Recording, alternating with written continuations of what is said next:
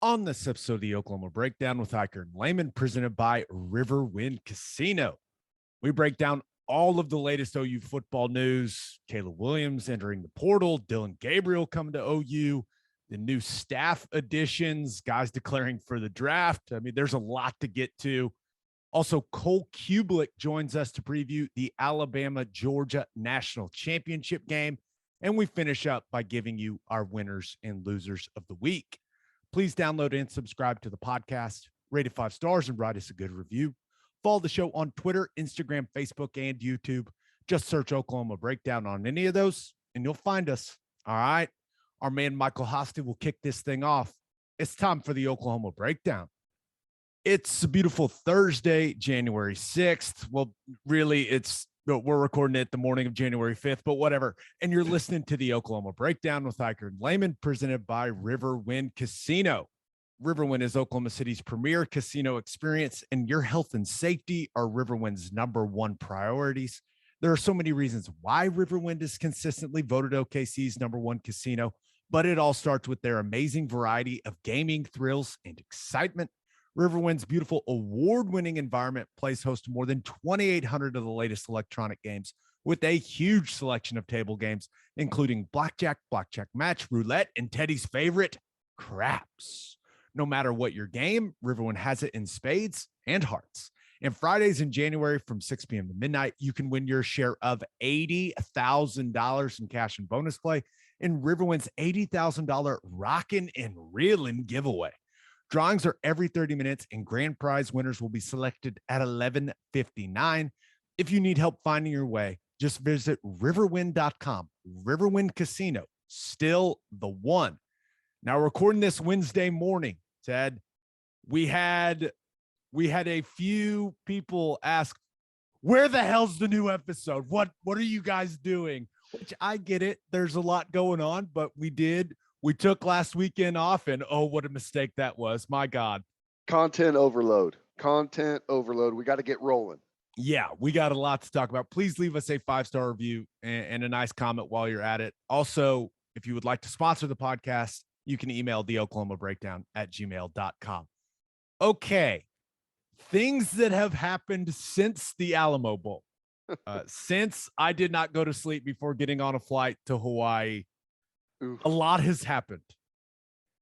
And I guess we got to start with Caleb Williams, right? That's the only place to start.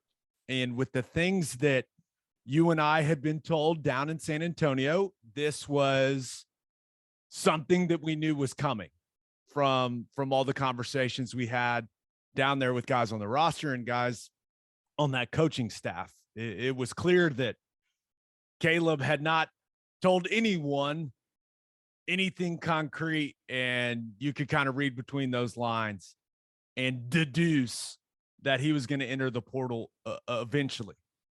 Now, I think it is important to start off reminding people that Caleb Williams came to OU to play for Lincoln Riley.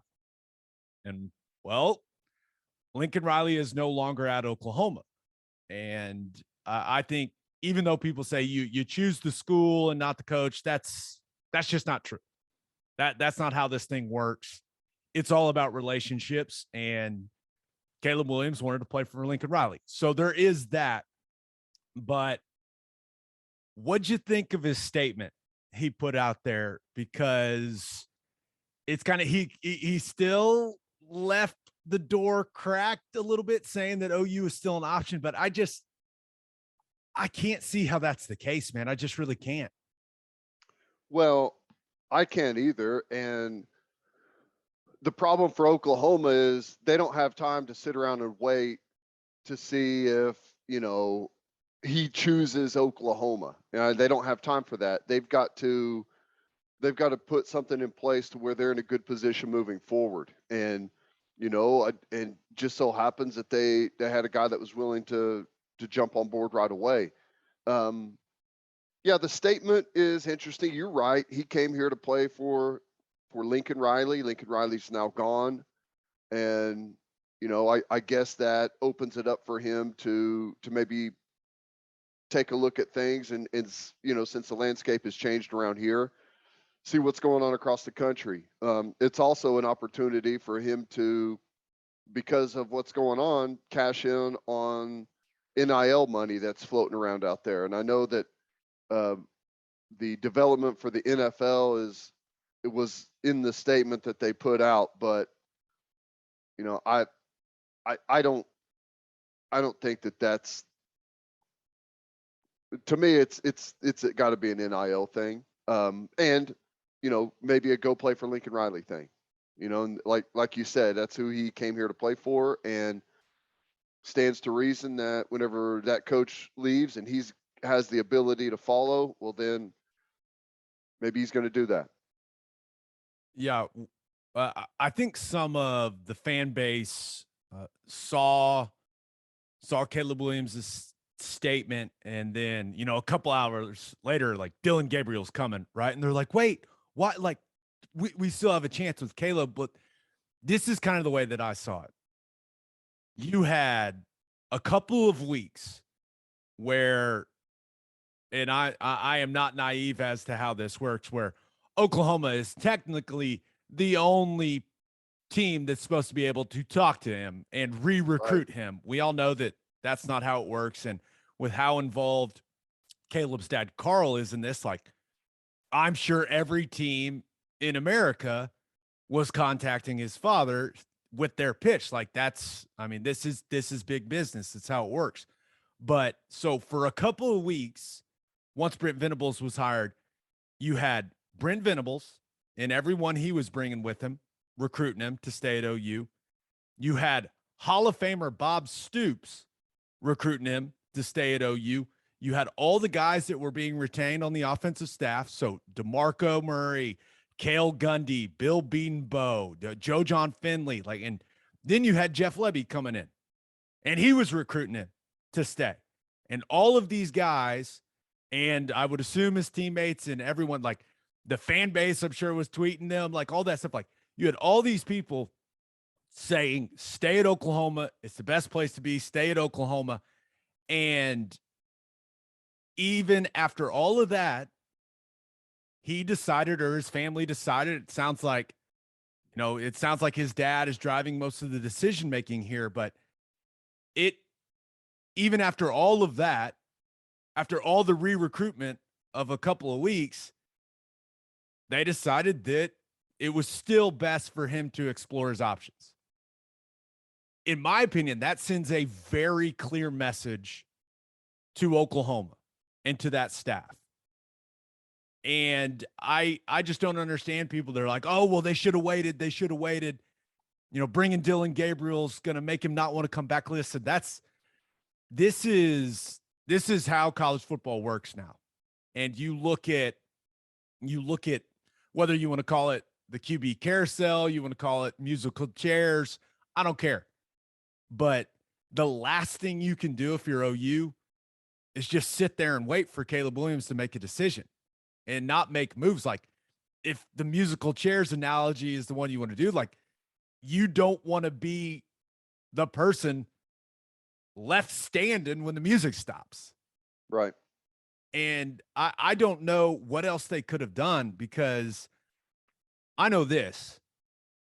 To me, it feels like Caleb Williams said, okay, hey, I'm going to go look at my options, which, hey, I'm all for it. This is how college football works now. You don't have to like it, but these are the rules. He said, I'm going to go look at my options, and if I can't find anything better, I'll just come back to OU. That does not sit well with a lot of people around here, including myself, right? Like, you have a certain amount of pride if you are, part of this program or a fan of this program or, on that coaching staff. And I don't know, man. Oklahoma is not if I can't find anything better, it's not a safe school, right? It's not a fallback plan. So I don't know. This whole thing, it's unfortunate, man, because in my opinion, he's the most talented quarterback in the country. And I think he's got the highest ceiling of any quarterback in college football. But OU did what they had to do. It's that simple in my mind. Yeah, there's no doubt about it. Here's the thing, whenever we're going to see if there's something better out there. It's a money thing. It don't. It doesn't matter to me what they say. It's a money thing, and if that's the route they want to take, then I get it. They're able to do that. But it's not a question of like see what everyone else has to offer. Like, what else can they offer you? You're the quarterback. We're going to build the offense around you. Almost everyone in college football runs very, very similar offenses. There's not a whole lot of, there's variance between offenses, but not a whole lot. It's almost all pretty much the same stuff. Okay. And as far as NFL development for NFL, there's no one person out there that has a monopoly on quarterback development for the NFL. You look at all the top quarterbacks out there, almost every one of them were developed by different guys at different times in different offenses across different eras of college football. So I don't want to hear any of that. There's plenty of guys out there that can develop quarterbacks. No one has a monopoly on that. It's about money. The only difference out there between any of the schools is going to be money. There's not a better situation for you to have a chance at a title, have a chance at a Heisman, have a chance at a conference championship, all of those things. There's not a better place out there than the University of Oklahoma. The only better situation out there is going to be some type of NIL deal.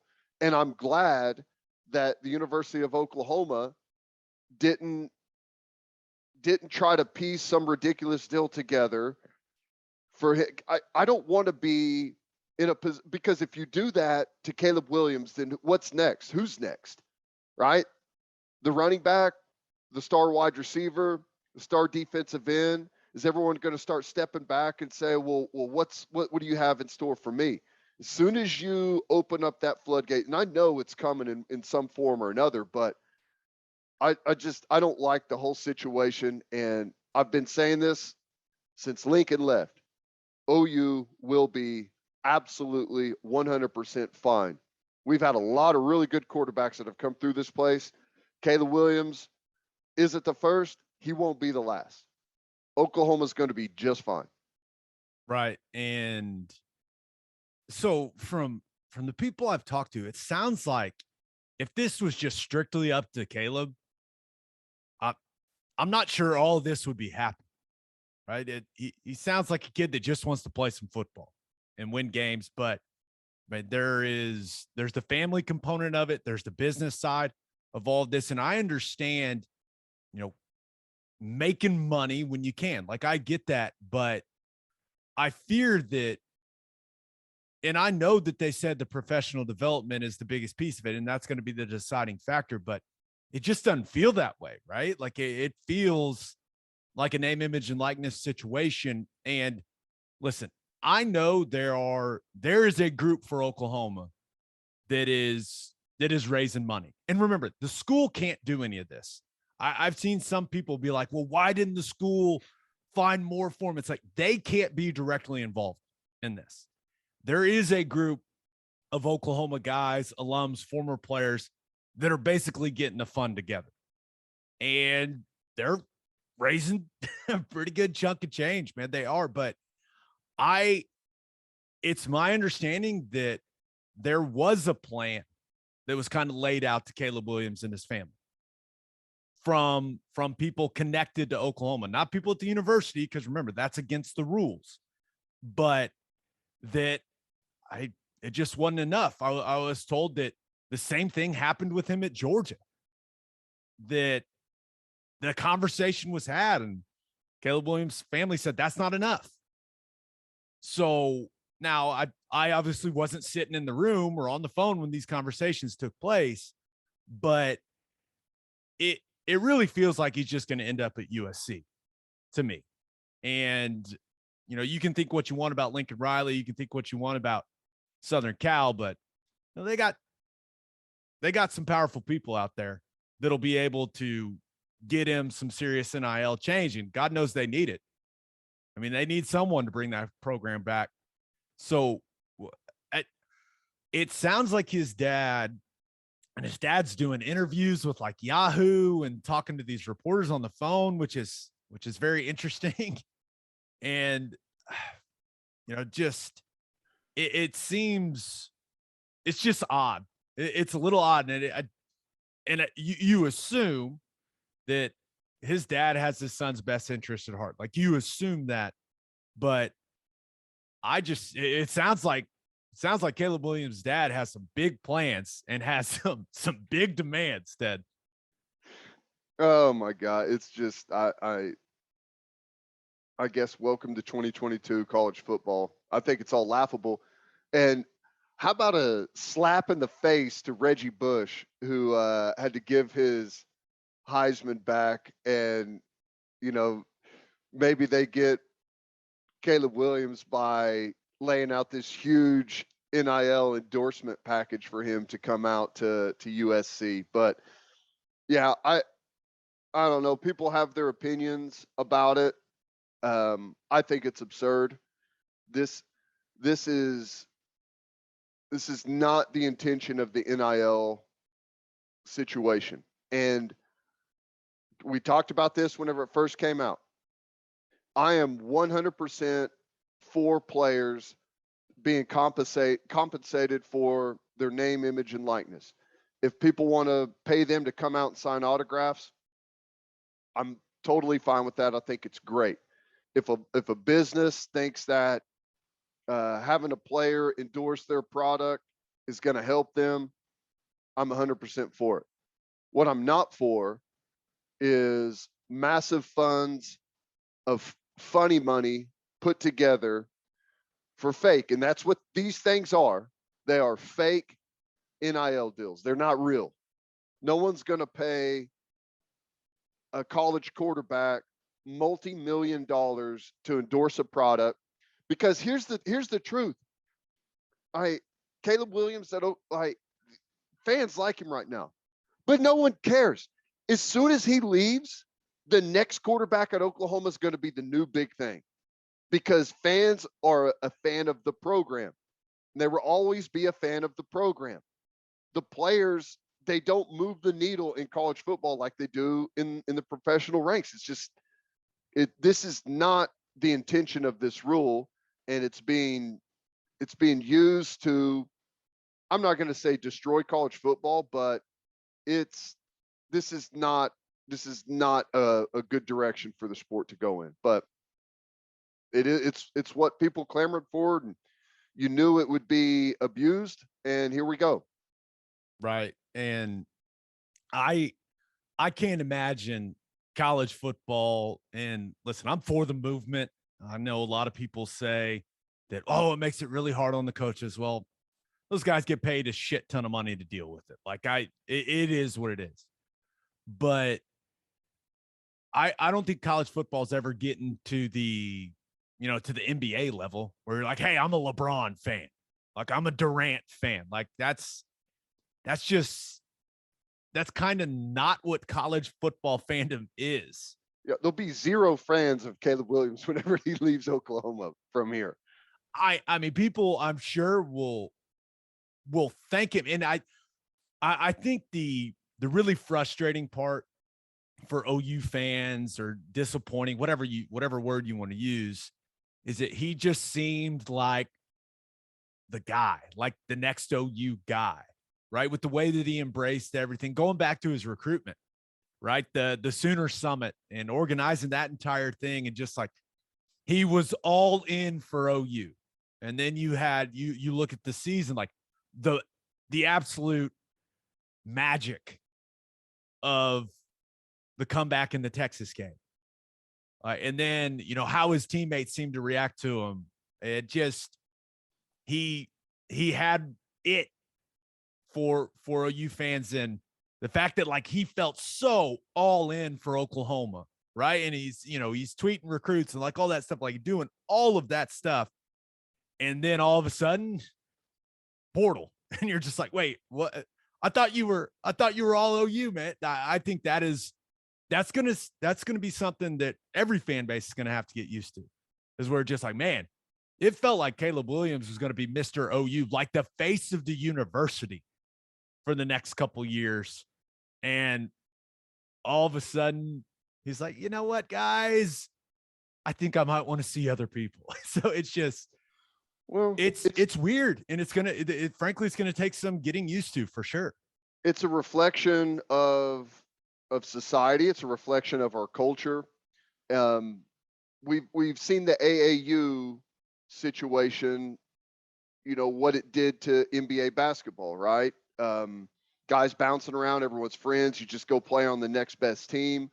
And it's the same thing, youth sports. You got travel baseball teams where kids playing on 3 different teams. You've got, 7-on-7 leagues where it's basically just a MVP squad from a bunch of different schools, and I'm not saying which one is better or worse, but it wasn't very long ago that you were tied to your school. That's where you played sports, was for your school. And there was team building there with your guys that you grew up with and played with for multiple years. And that it's not gone, but it's been massively diminished. And it's coming into college football with the transfer portal. No longer do guys want to come in, work, build their way up. It's just a reflection of what we have, the environment we brought these kids up in, to where if you've got a better opportunity over here, you go and take it. You just bounce around to where the best opportunity for you individually is. And you can see it playing out in college football right now. And just that's what it is. And it's going to continue to happen. So something that a lot of people were making a big deal about, and I saw it. And when a dog, like, you make a weird noise and your dog like tilts his head. Yeah. This was my reaction. That was exactly my reaction to Joe Castiglione and Brent Venables' joint statement on Caleb Williams entering the transfer portal, because never seen something like that. And I think a lot of people saw that and were like, damn, look at how important Caleb Williams is. And listen, I think he is the most talented quarterback in all of college football. So yeah, he's a big deal, right? There's a reason this is getting the amount of coverage that it is getting. But when I saw that, my reaction wasn't like, damn, look at how important Caleb is. It was, that's odd. Because, and I have not talked to Joe C about this. I've not talked to BV about this, but that felt weird from them. And I know that college football has changed, and like, you've got to show support for your players, especially a player the caliber of Caleb Williams. But then I started going down a rabbit hole of conspiracy thoughts, Ted, and I was like, let's go. And I love me a good conspiracy rabbit hole. And I was like, that really doesn't line up with the guys I know, when it comes to BV and Joe C. And then I was like, man, Caleb Williams' dad's awfully involved in this. They're awfully concerned about his image and his brand and how he's being presented. And I don't know anything, but part of me thinks that was some sort of test from the Williams family. Like, hey, we want you guys to say something. And at that point, if you're Joe C and BV, you're like, what do you say? No, you want to keep the most talented player in all of college football. So you're gonna be like, okay. And I love how they did kind of send a subtle message to all the other recruits and all the other players in the country. Like, hey, come here, NIL, win games. Like, this is OU. But I saw that and I was like, and it just made me think, man. It made me think, like, we're hearing all these things about Caleb Williams' family and their demands or requests, whatever word you want to use. And part of me wonders if that was on the list of requests. Maybe it was. I don't know. I thought, I was like, that is interesting. And maybe it was just to let everyone know right away that it's not like they've been doing nothing. They've been trying to work with them on putting something together. But let me tell you why I would suck as a coach. If a player came to me and said, I'm going to enter the transfer portal. I want you guys to put out a statement to help my image. I would say, get all of your stuff out of the locker room, out of the dorm. We'll see you later. Thank you. Good luck and goodbye. That's just how, I mean, I think he's really good. I do. But I think OU is, I don't think we need him, man. I don't think we need him. I think everything that we're doing is way more important than this one dude. That's how I operate. I'm with you. I understand what you're saying, but it'd be awfully nice to have him because we saw, and this is the most frustrating part for me. He just looked as good as he's looked all season long in the bowl game. Yeah. Polished, decisive, explosive as a runner, pushing the ball down the field in the passing game. And the guys that put together that game plan are sticking around. That's the frustrating part for me, is like, he just looked as good as he has looked all season long as a quarterback, like playing the position from the pocket, on the move, decision-making, accuracy, like all of it. He just That's what happens when you have a center take over quarterback responsibilities, right? That's Ty Darlington, just a rising star, baby. And I'm hoping that I think Ty, hey, some people are after Ty a little bit. I hope that my man Darlington ends up sticking around. But yeah, that's the frustrating part for me. It's like, dude, you just looked as good as you've looked all season. And now it's like, oh, I need to go find someone that's going to develop me as a player. It's like, you just got a couple of weeks of development, and look at what happened. Like, when someone built a game plan just solely around you, that's the frustrating part for me. I don't care about the NIL. Go get your money, man. That's just how it's going to work for these quarterbacks. Like, it is what it is, right?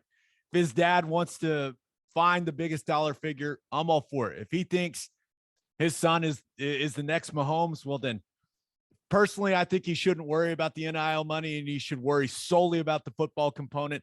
And then he could get $500 million like Patrick Mahomes did. Thank you. By the way that he plays in the National Football League. Thank you. But it's that. I mean, that's how simplistic my thinking of it is, and I can't be convinced otherwise. But I'm not mad at Caleb Williams. I understand some people are. I'm not, like, it's just, this is college football now. And it's just unfortunate, dude. Like, all of these new rule changes, this is probably the why OU fans maybe look a little crazy right now. All of the new rules have worked against Oklahoma. Like, we're the first big program that's just like, oh my gosh. Like, look at it. Like, you look at Lincoln leaving and everything that's happened since. And once again, we think that the program is in a stronger place moving forward than it was. But the players entering the portal, like, you got your quarterback in the portal looking for the most NIL money or professional development, whatever you want to call it. But it's just like, all these things have happened to OU, and it's all like the negative, or maybe the unintended consequences of the new rules, and they're all happening to the Sooners. So it's just like, damn it. Yeah. Well, it's been a lot. It's been a lot to process over the last, I don't know, 45 days or so. And I'm not mad at Caleb Williams either. I just don't care. Don't care at all. Zero. I lose no sleep over it. I don't think about it. I don't care about it. I think Dillon Gabriel's going to come in and do an unbelievable job. I think he'll be great. And I honestly think it's going to help the rest of the team offensively, where you have a guy coming in that knows the system, knows it perfectly. There's no bring up to speed time for the quarterback. It's start spring ball and go. I think it's going to be great. And when it's all said and done, I don't think OU fans are going to be looking back and saying, oh my God, Caleb Williams ruined it for us. I don't think that's going to be the case at all. It doesn't matter to me. I think our program is in such a good spot. I think we're building this thing the right way. I don't think we're bending over backwards and like totally exposing ourselves for one player. And I don't think that's the best way to build your program moving forward. I like where we're at. Yeah. Last thing on Caleb Williams before we talk a little Dillon Gabriel. What USC, it seems like that's where this is headed for him. I mean, Georgia had some serious buzz, but once again, I was told that what they presented the Williams family with wasn't enough. Now, can they come back to the table with a new offer? I'm sure that could happen. Some people were saying a new offer on development for the NFL. Is that what they're going to come back to the table with? What a joke. You can be the next Stetson Bennett. You can do. Look at this new drill that we've got for the NFL. Stupid. Yeah, but some people are like, well, if Joe Brady gets hired at Miami, well, I believe they hired Brian McClendon, who was the interim head coach for Oregon. He's going with Mario, and I think he's going to be – I think he got the co-OC title down there for the U. That seems unlikely. And then you've got LSU with Brian Kelly. Oh, my gosh. Please tell me you saw his interview during the LSU Kansas State, the Texas Bowl. By the way, LSU, they had like no players, so I'm not going to judge what happened in that game. But he was like, you can't judge me for my accent. I'm from Boston. We don't even have an accent. I was like, what are you talking about, man? I was like, that's literally like you pack the car in the yard. That's everyone. That's like the one accent we all can do. Oh my God, we don't have an accent. That's hilarious. Yeah, I don't know if Mike Denbrock, their new OC, is going to get the Williams family fired up about going to LSU. I do know that Ole Miss, even though Lebby has moved on, like Lane Kiffin does have a good reputation when it comes to just offensive football in general, but developing quarterbacks. And Ole Miss is in play with Caleb Williams, or at least in contact. So and then the one I keep coming back to, and I don't think it's going to happen because I just really haven't heard anything about it, but Notre Dame makes a ton of sense to me. And maybe it's just because I love Tommy Rees and that offense. It looks a lot like what you see on Sundays. And if you're talking about professional development, I think that would be a good spot for him. But the one thing that people keep bringing up that the one thing that people I think keep ignoring, maybe is the best way to put it. Kyler Murray and Baker Mayfield were fantastic players. There's no doubt. They're fantastic players. But they were so good because they had forever to throw the football. Go back and watch the 2017 stuff and the 2018 stuff. Stand there in the pocket for like 10 seconds. Like having a good offensive line and good skill talent around you, it's pretty damn important to playing quarterback. And the USC thing, that's why it makes me chuckle a little bit. And I do think, hey, Lincoln couldn't convince Beatonbow to come out there, so we hired Josh Henson. That's a hell of a hire, right? He's a really good offensive line coach. I'm not going to pretend like he's not. But their offensive line stinks right now. So if you want to talk about professional development and all that stuff, like, okay, good luck. Maybe that is the best way to get trained to be a high round quarterback, to be the first overall pick, is by having it would be good training for whenever you go to Jacksonville. Yeah. It'd be like, hey, he's done it. He knows what it is. But that's the funny part to me, is like, it's not just you. It's the system, but it's like the guys around you. And I'm not going to make it. I'm like, USC is going to have really good skill talent. But the big question mark with that program right now is the line of scrimmage. And it's the same thing at Miami, which I don't think is in play. We saw what just happened to Ole Miss's offensive line against Baylor in the Sugar Bowl. I mean, whoa, what, 10 sacks? So you talk about professional development.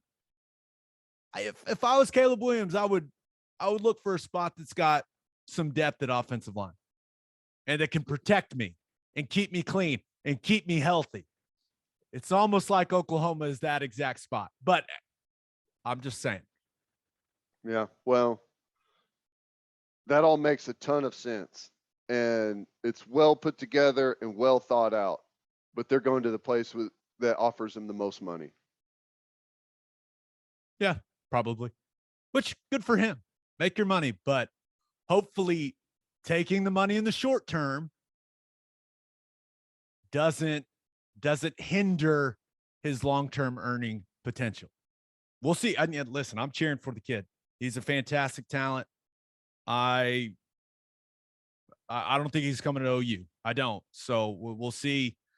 We'll see where he ends up. But it certainly feels like USC to me. Mario Williams entered the transfer portal. We were all really, really excited about that kid before the year.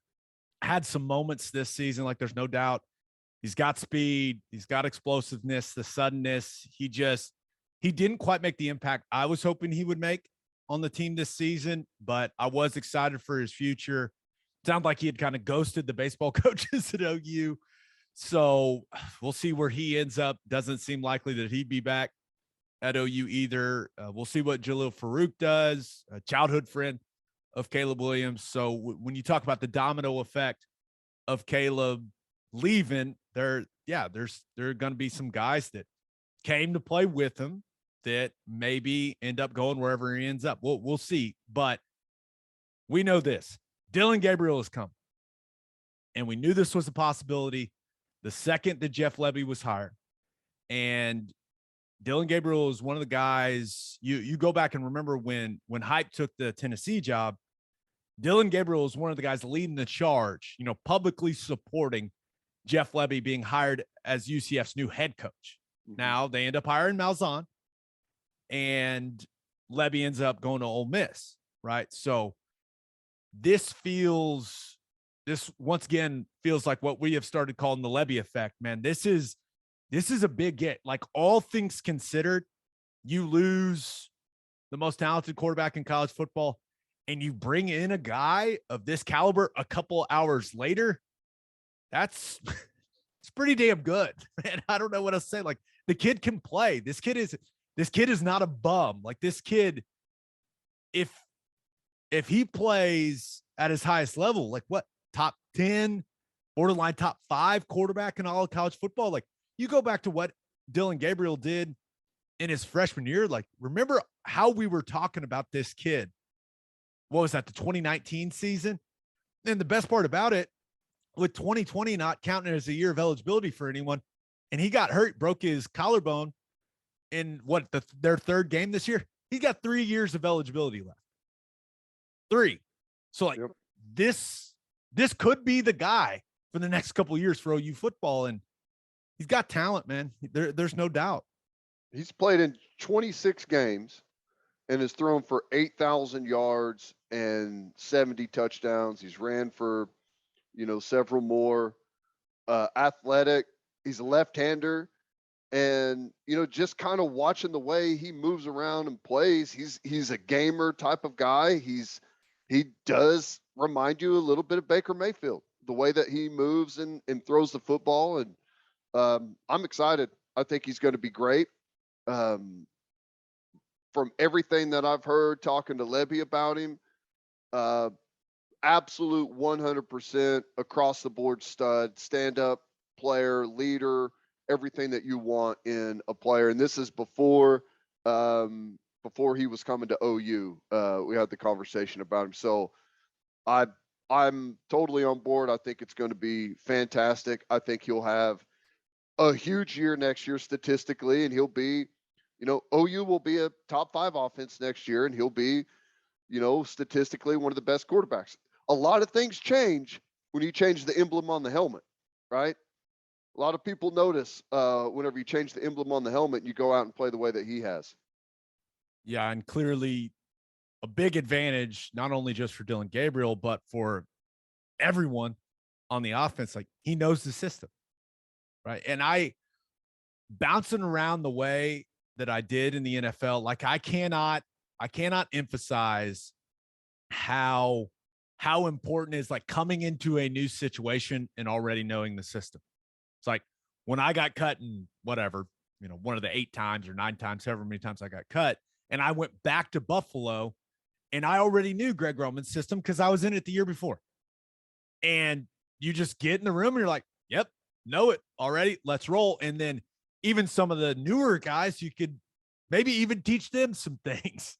Well, And that's whenever your quarterback knows it, he's huge. the orchestrator. Like that's the one that makes the most sense. Like he's got the ball in his hands every single play. Whenever he steps into the huddle or up to the line of scrimmage and he knows what's happening, that really changes the flow of everything. And I imagine that if you've got a guy that's out there trying to learn as you go, everything kind of probably can be pretty choppy. But if he knows what's happening, it seems like it would make everything flow for everyone else. Yep. But I don't think it was a coincidence that a bunch of former players, including guys that are still playing on Sundays, were tweeting Dillon Gabriel, welcoming him. That felt a little orchestrated. And usually when that happens, that's our man, Cale Gundy. I mean, no one keeps relationships with the former players like Cale Gundy. And I don't think that Oklahoma, the staff, I don't think they're worried about how that made Caleb Williams feel. It's like, once again, they had a couple weeks to work on him. He still entered the portal. It's like, all right, we're going to throw support behind this guy. Like, hey, let's show him some love. Let's show him what being part of the OU family is all about. Now, I didn't get the request. Dang it. But I don't know if you did, Ted. You probably did. You always get not. But I did not. It was kind of cool to see. Some people are like, wow, this feels awfully like scripted. It's like, well, yeah, but what's wrong with that? What's wrong with a bunch of former players showing this kid support? I loved it. Well, it's the best advertising that you just can't pay for, right? To get, I don't know how much you think Kyler Murray gets paid per tweet. I mean, a ridiculous amount, like to endorse something, and all of those different guys putting it out there. That's big time, and it helps spread the word really quickly, and it sends a message pretty quickly as well.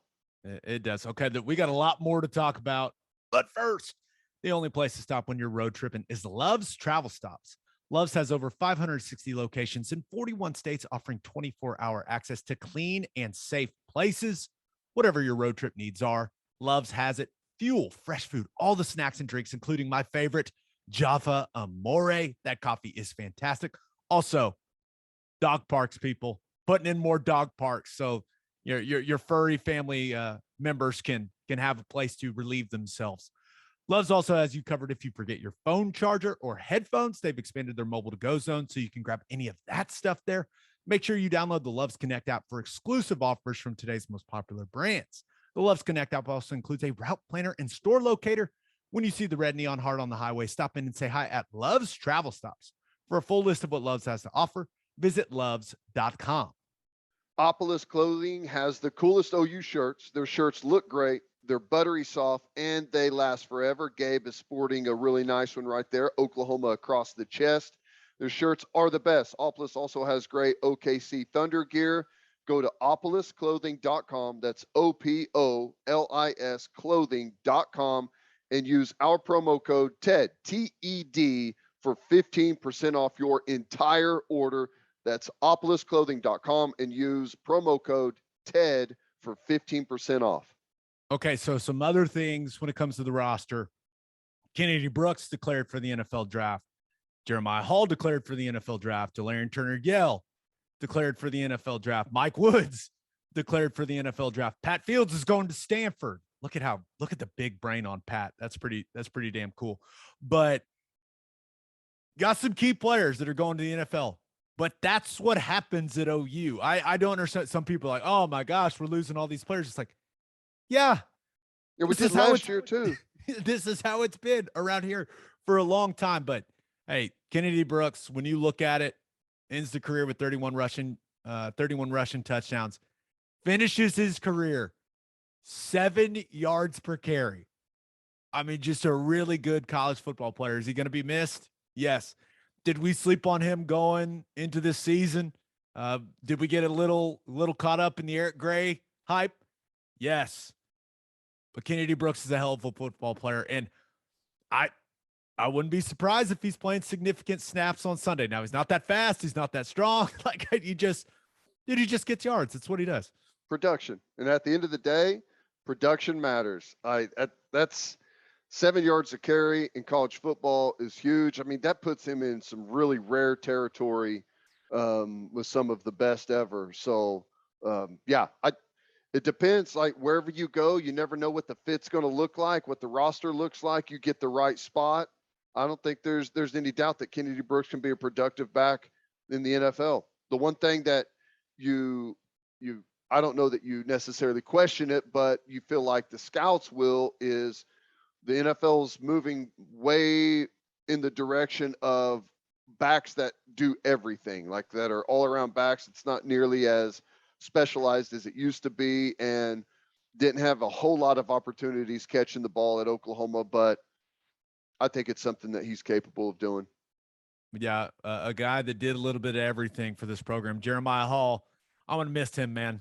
He was, clearly a captain, but blocking in line, blocking out of the backfield, catching passes, handing him the football. Like he's a winning player, and he's a fullback, and he's going to get drafted. I think he's going to be the top fullback on a lot of people's boards, and I hope he ends up somewhere that can use him like a chess piece, because I think he can have a long, successful NFL career as an offensive weapon, but also a special teams guy. It'll be fun to follow Jeremiah's career, and just represented the university himself, that team really, really well. He's one of my favorite players around here in a long time. No, he's been great. Love watching him in all the different positions. Loved that block he had in the Alamo Bowl. Took a safety like 20 yards downfield on that long run by Eric Gray. Obviously, he can catch the football. He's had some unbelievable catches in his career.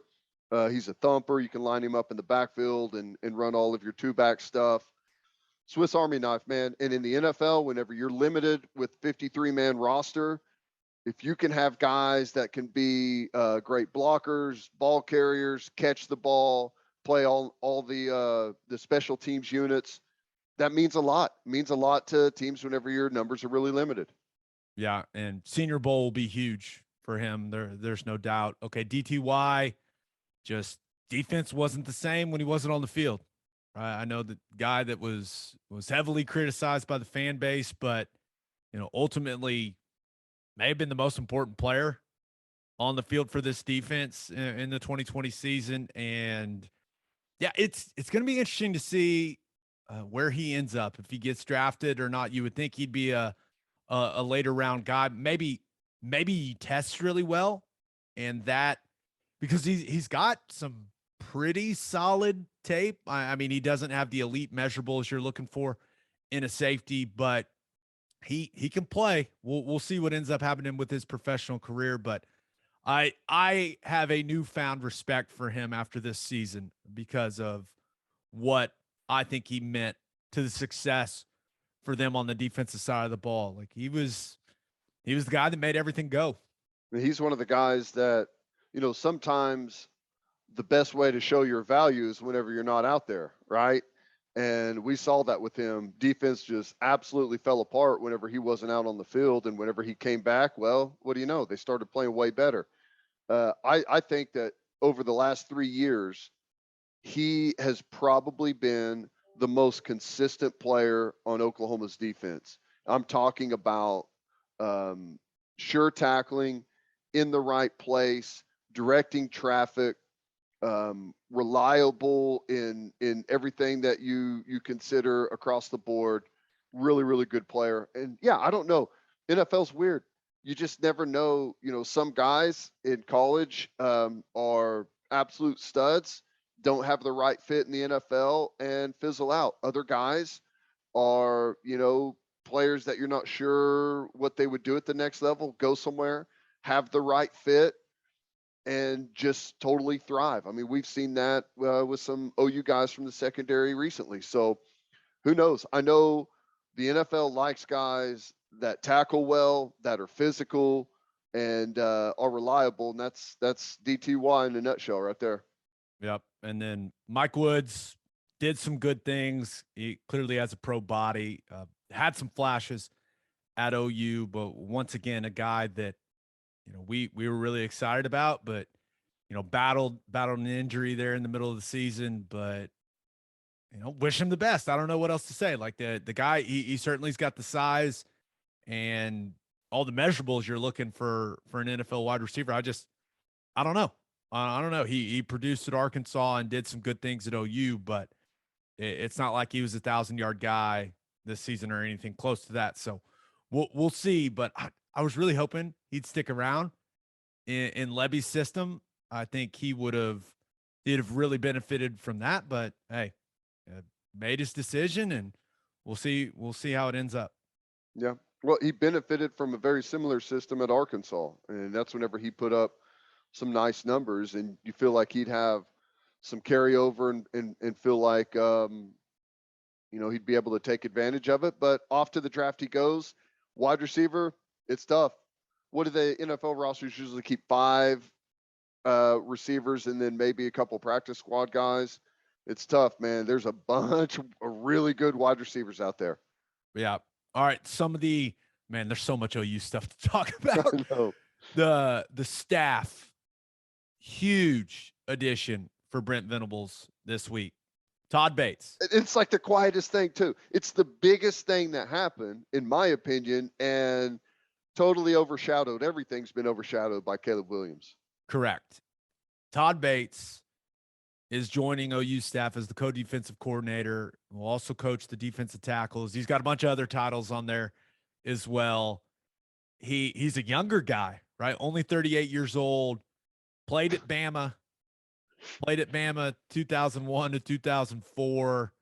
It's sad that I'm 38 is now young to me. It's like, this guy's he's younger than I am. But this is a guy that was named National Recruiter of the Year by Rivals back in 2019, has coached and recruited some really, really good players at Clemson. Man, this feels really important.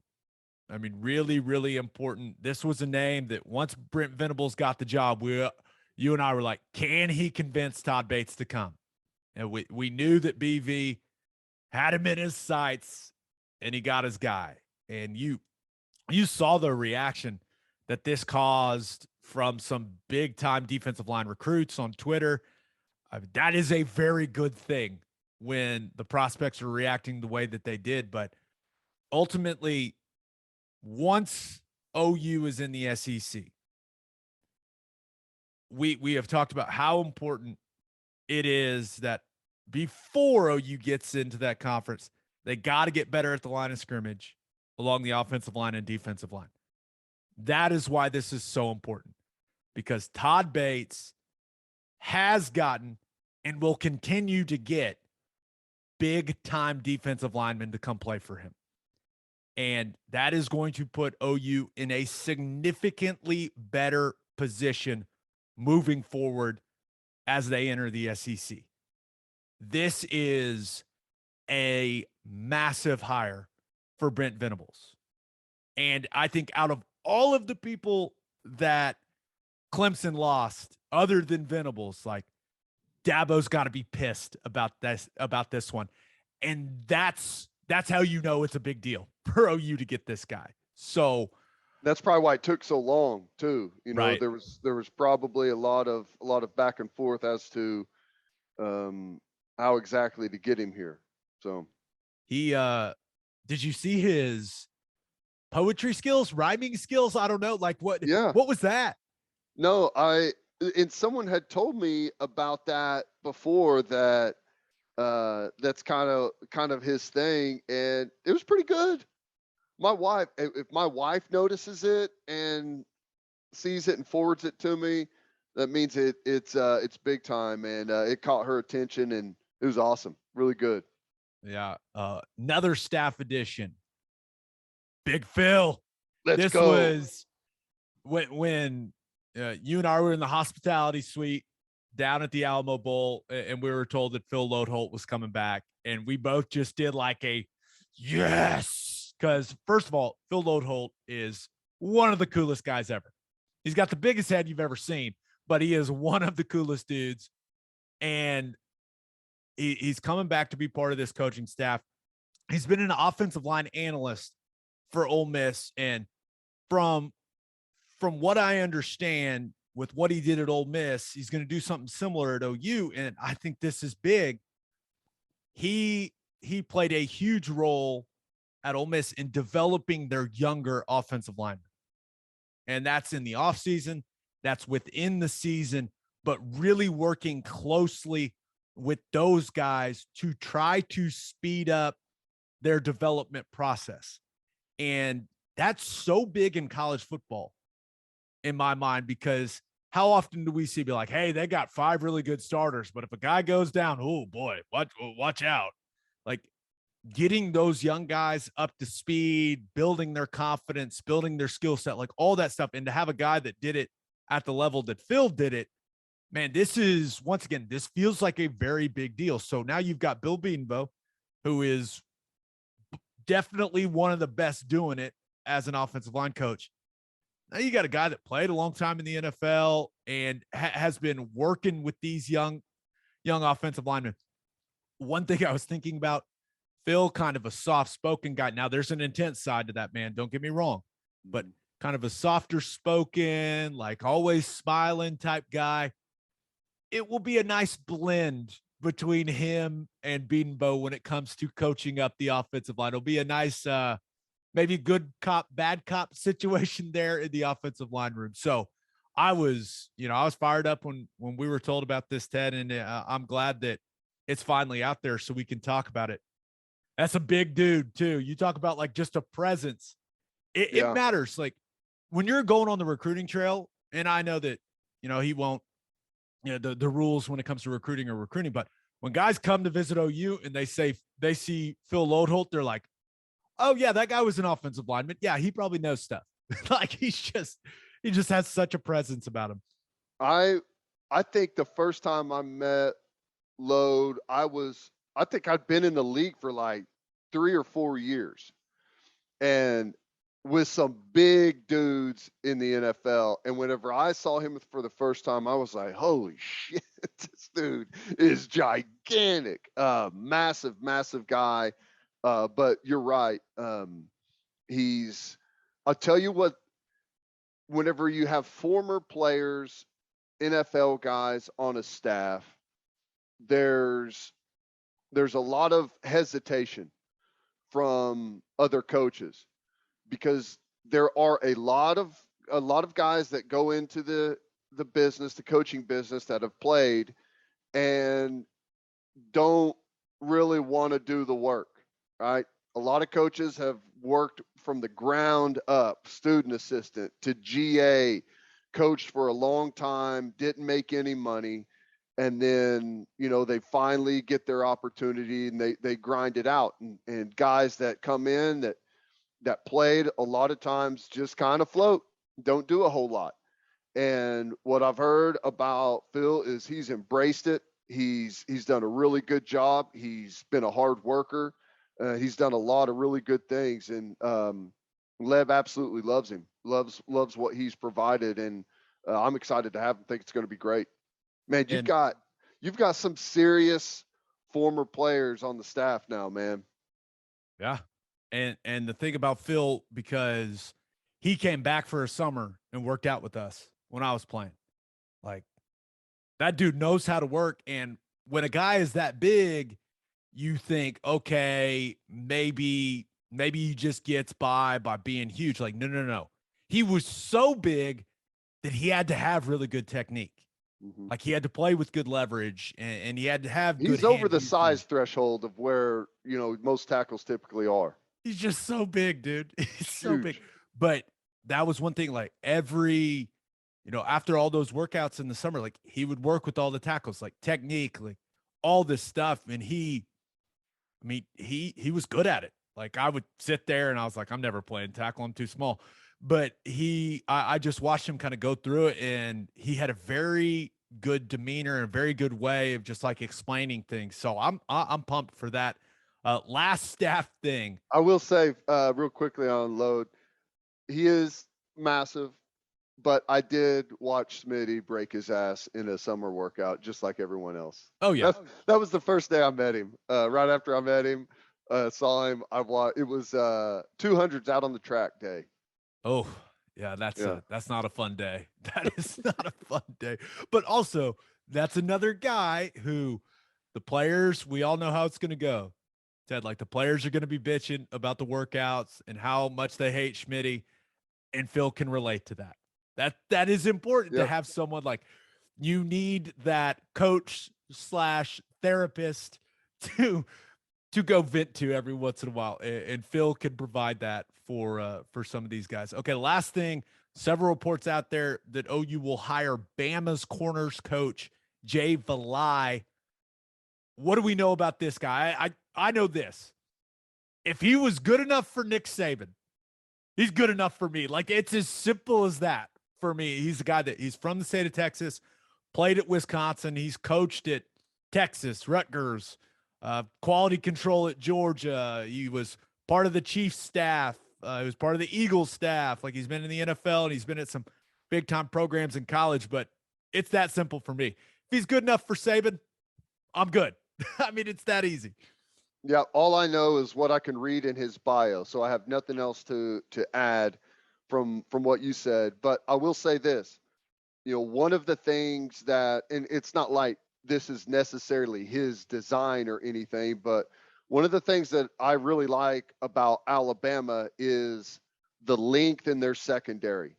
Their corners and safeties look like guards on a basketball team, just long and lean and are fast and can, super athletic guys. And I know the last defensive staff was trying to get bigger and more length out on the edge at corner. That's what we saw that move with Key Lawrence, putting him out there. So I think that's probably going to be something that we continue to see. And, recruiting, if you can bring those guys in and develop them, I mean, that's the development at corner has probably been the biggest Achilles heel for the University of Oklahoma over the last decade. We've had some really good individual players, but development as a group has, I think, held our defense back more than anything. Yeah. So we'll see when that becomes official and all those things. But yeah, I don't know a ton about the guy, but if he was good enough for Nick Saban, good enough for me. Now, some people are like, well, Saban's letting him go. Don't care. Saban hired him. Nick Saban, the best coach to ever do it. So some people are like, oh, the Bama fans are happy to see him go. Once again, I don't care. Nick Saban hired him to his staff. That's all I need to know. That's it. That's where it stops for me. Like, hey, did Nick Saban want him? The answer is yes. Okay, cool. We're good. Yeah, he had a top 5 draft pick last year at corner, or top 10. No, I think he just got there to Bama. I think it was just this season, but we'll give him credit for it. It's fine. Yep. It's fine. We'll give him credit for it. Why not? Okay, birthday shout outs. Happy 7th birthday. Lucky number 7 to Bobby Melton. Happy birthday, Bobby. Happy a big one. Yeah, that's a big one. Happy 11th birthday to Lillian Stone, all the way out in California. Listen out there in Cali. Happy birthday, Lillian. Happy birthday to Tiffany Stewart, whose husband would not provide the age. Smart man. Smart man. Happy birthday, Tiffany. Happy 50th birthday to Jennifer McCauley, the Big 5-0. Big 5-0. Happy birthday, Jennifer. Happy 38th birthday. Listen to this duo of friends. Happy 38th birthday to Booger Johnson, and happy 39th birthday to Patch Wolf. Booger and Patch. Happy birthday, guys. What a duo. I love it. Anyone that's 38 and has maintained the name Booger, you got to love them. Love it. Happy 30th birthday to Tyler Stevenson. Happy 30th, Tyler. Happy 30th birthday to Cody Parmenter. Love Cody, that name. 30. Happy birthday. Happy birthday to Kim Baker, our number 1 listener in Paris, France. Ted. Wow. How about that? Happy birthday, Kim. Oui, Kim. See what I did there? Yeah, that's pretty good. Thank you. Thank you. And congratulations to Dan and Betsy Henson on the birth of Hayes Henson. Big deal. Happy birthday, Hayes. Congratulations, Dan and Betsy. And we just got a last minute one. Came in as we started recording. A birthday shout out to a new Sooner that will be born this Thursday, Winnie Hansen. Winnie, love that name. Happy birthday, Winnie. And then this is an interesting one. Ted, Miss Imhoff, your senior year English teacher at Fort Gibson, would like you to wish her a happy 65th birthday. Happy birthday, Miss Imhoff. 65. It's a good one. Great teacher. All right, let's preview the national title game with Cole Cubelic. But first, do you own a business? If you do, you need Insurica in your life. Insurica is one of the country's largest insurance brokers with 30 offices throughout Oklahoma, Texas, and the Southwest. Insurica is able to customize programs by accessing the latest information from many insurance carriers. They compare and contrast coverage offerings and pricing in order to design a cost-effective, comprehensive program to meet your business's specific needs. Insurica's clients become best-in-class businesses by working with Insurica's team of advisors to manage risk. Purchasing insurance is only one way to protect your business. Best-in-class businesses win by avoiding a loss in the first place. If your business partners with Insurica, you'll save huge amounts of money and take back control of your total cost of risk. I'm an Insurica client, and you should be too. If your business wants to be best in class, connect with Insurica at insurica.com. That's INSURICA.com. Guys, winter is here, but does the weather really matter? Because it's always hard seltzer season, and there's only one hard seltzer that we drink on this podcast, and that is Sonic Hard Seltzer from Coop Ale Works. It's perfect for any occasion. We drink it in the hot tub, by the fire, and at the tailgate. You can buy 12 packs of the iconic Sonic drive-in flavors like cherry limeade and ocean water, or you can grab a citrus variety pack or a tropical variety pack. Find it at your local grocery, convenience, and liquor stores. All right, here's our man. Here's Cole Cubelic. It's our pleasure to be joined by one of the hardest working men in all of college football media. He hosts McElroy and Cubelic in the morning on Jocks 94.5 in Birmingham. He's quite possibly the most handsome man I know. You can hear him on SiriusXM. You can see him all over the ESPN platforms. He is Cole Cubelic. What's going on, man? What's up, fellas? I'm great. Doing well. Just trying to wrap up bowl season here. Got one more to go. So excited about it, but it's everything's good. Hope you guys are having a happy New Year. Yeah. Before we talk about that last game we've got coming on Monday, looking at the semifinal games, when you look at what Bama did to Cincinnati and you look at what Georgia did to Michigan, Cole, no one covers the SEC closer than you do. Who were you more impressed by in their win in those semifinals? Oh, it's definitely Georgia, because for me, going into the playoff, the biggest question I had about any of it, be it matchup, personnel, coaching styles, individuals or position group versus position group. The biggest question that I had was, where was Georgia going to be mentally and emotionally? And sometimes I think it's difficult even for people outside of the footprint here in the Southeast to understand how far that pendulum swung when Alabama beat Georgia in the SEC championship game. I mean, that number one seed was taken away. The Heisman Trophy was won that day. The unstoppable, insurmountable object, removable wall defense that Georgia had was no longer that. That was gone. Not to mention the mental hurdle of Kirby Smart versus Nick Saban, Georgia versus Alabama. Kirby goes to 0-4 against Nick. Georgia goes to 0-3 against Alabama in the SEC championship game. All being done, by the way, on the same field that 3 years prior, Tua came in and stole a national championship from that same program on the exact same field. So I just think that those demons were all awakened a little bit more as to, can this be done? Will this be done? Is it possible? Is it feasible? You guys know those mental hurdles and obstacles are very real for players, coaches. And I think sometimes too, we go a little bit too far with that. As I was asked on an interview this morning that I did, is Nick Saban in Kirby Smart's head? Does he own rent in Kirby Smart's head? And I think we immediately view that as someone who walks into an event and just physically cannot contain themselves. Like that a quarterback can't even put his hands under center because they're trembling so bad. I can't take the snap. Or a batter who gets in against Nolan Ryan and he's like, I can't even hold my bat. I'm so scared. It doesn't have to be that to be in someone's head. It's, does it affect you to the point that your decision-making is different? Does it alter your demeanor in how you react or act in that event? And I think that's where that impact could be very real, because I thought Kirby was a little too aggressive in the previous matchup. I thought some of the stuff they did on defense was almost nonsensical. And that's a very precision-based pressure group that they have. And it almost felt like they just said, here we are. We're better than you at it. And so we're just going to go do what we do. And nobody does that against Alabama. When you're playing a team that's as or almost as or more talented than you are, you guys know it's scheme and execution at that point. And I didn't feel like that was the emphasis for Kirby and his coaching staff going into the Alabama game last time. So Georgia answered that question for me. There is no mental, emotional layover. Physically, they showed up. Emotionally, they showed up. They looked faster. They looked bigger. They looked stronger. They looked like they wanted it more. So I took all of that and put it to rest, because that was my biggest question going into the playoffs. So obviously, I think I came away more impressed with Georgia.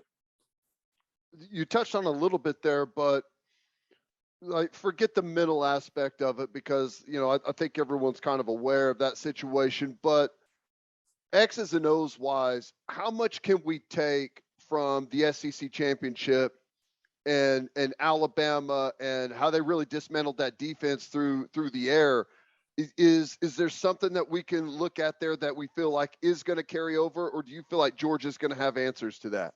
I think a little bit of both, Teddy. And I think the carryover that if I'm a Georgia fan, I'd be concerned about is the lack of an ability to get home. And, I think it's not just Jordan Davis up front for that defense. I mean, there are a lot of guys that have the ability to be able to get to the quarterback. And it just felt like Georgia was not capable of doing it, or at least consistently they weren't able to do it. And so that would be a big concern for me. Now, on the flip side of that, Alabama's obviously got some issues on the offensive line. 2 of your starters left the game against Cincinnati. What's it going to look like? How healthy are they going to be? I think, it's not just Jordan Davis. It's Devonta Wyatt. It's Jalen Carter. It's Nolan Smith. It's Quay Walker. There are a lot of different guys that have that ability, and they just couldn't do it consistently against Alabama the first time around. So I think that can carry over. And maybe not in a positive way.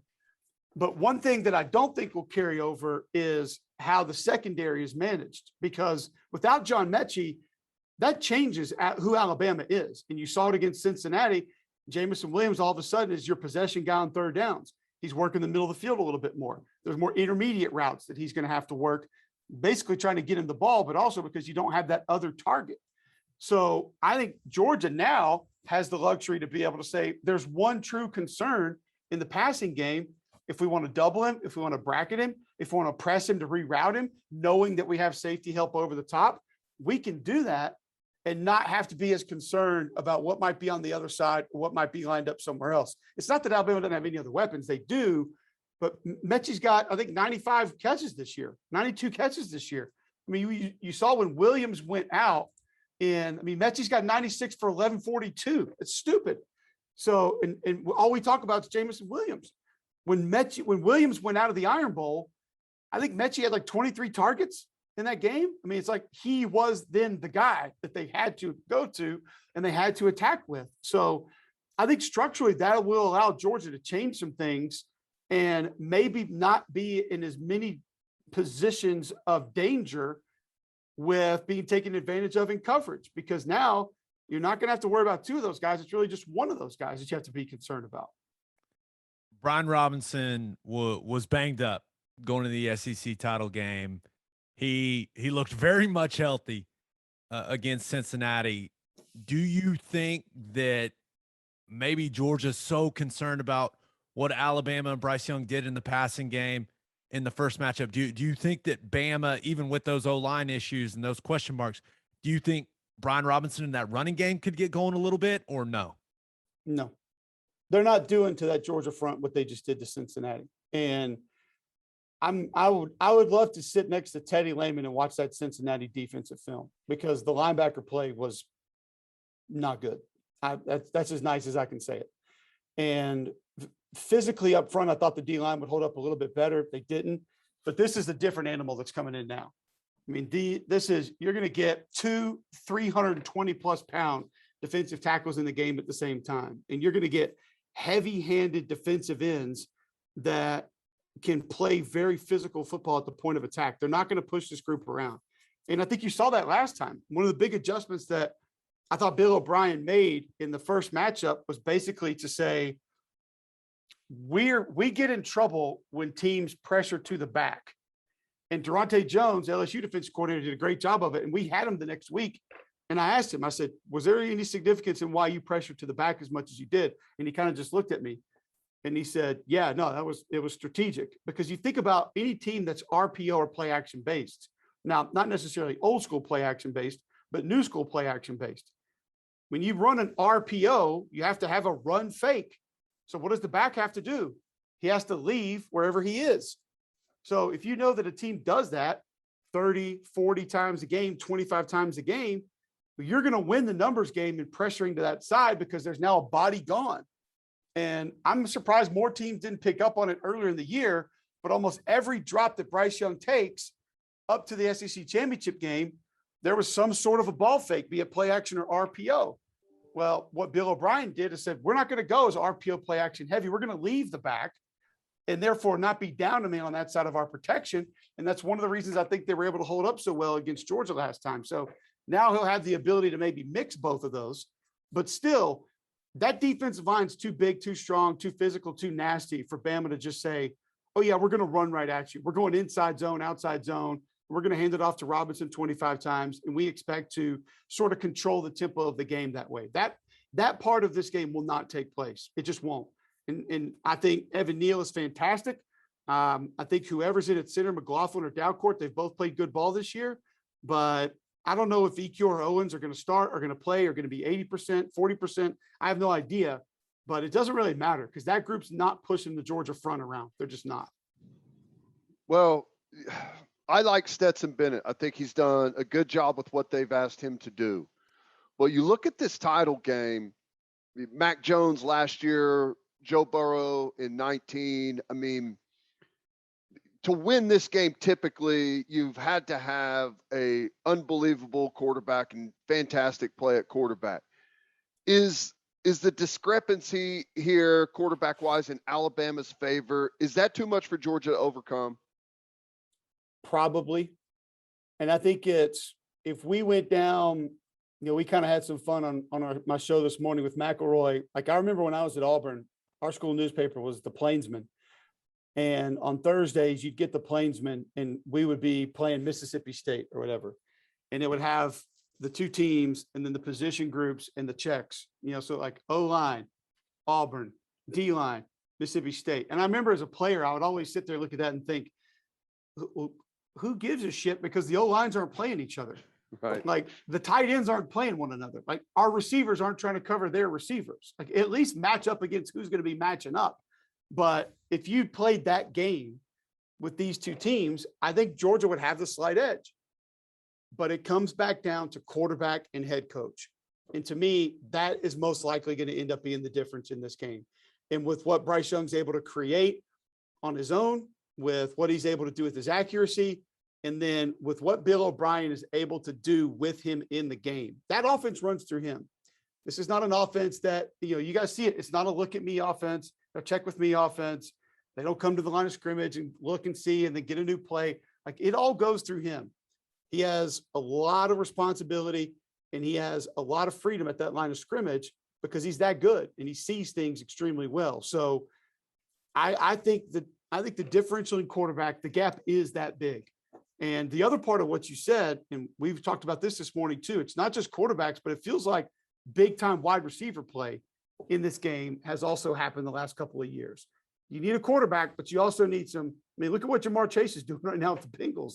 I mean, it should be no surprise at what he did to that Clemson defense.